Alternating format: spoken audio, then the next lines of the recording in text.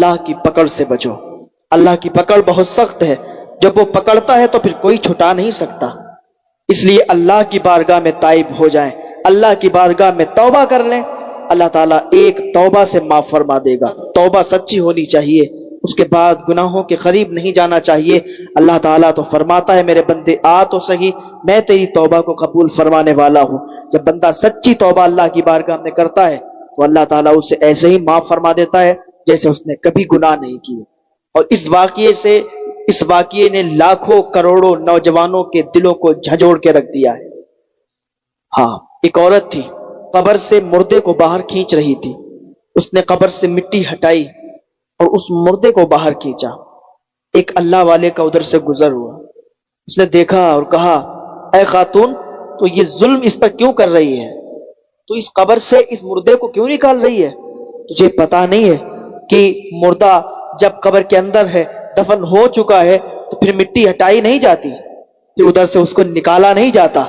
اس نے کہا، اے اللہ والے، اگر میری داستان سنو گے نا، میری داستان سنو گے تو تمہاری آنکھوں سے آنسوؤں کا سیلاب جاری ہو جائے گا. پھر تم یہ بات نہیں بولو گے کہ میں اس قبر کو نہ کھودوں.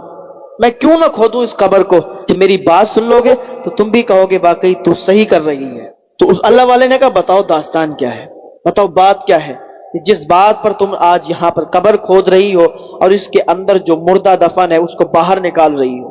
کیا کرو گی اس مردے کو باہر نکال کر؟ کہا، اس کی زبان کاٹوں گی، اس کے ٹانگیں کاٹوں گی، اس کے پیر کاٹوں گی.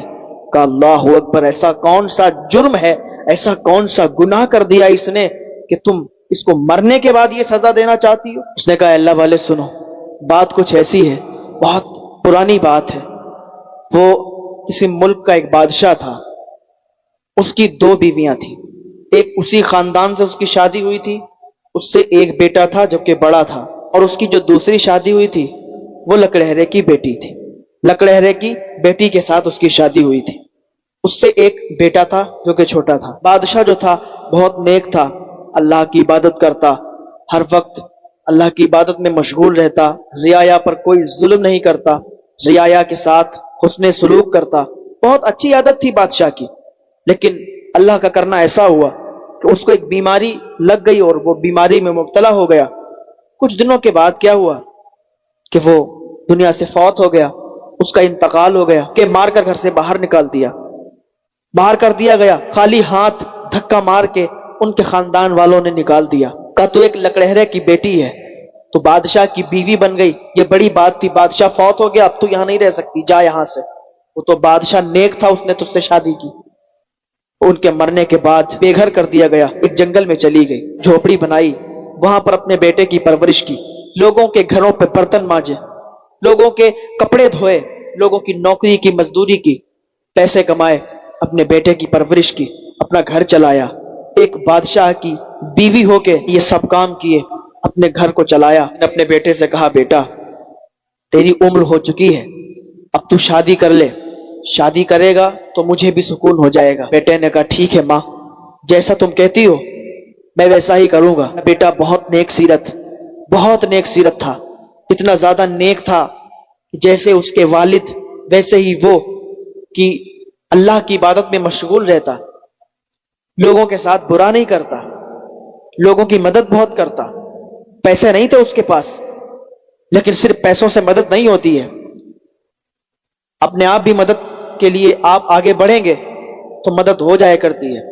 اگر کوئی بوڑھا شخص، کوئی کمزور شخص کوئی سامان لے کے نکلتا تھا تو میرا بیٹا کہتا تھا، بابا میں اپنے کندھوں پر لاد لیتا ہوں.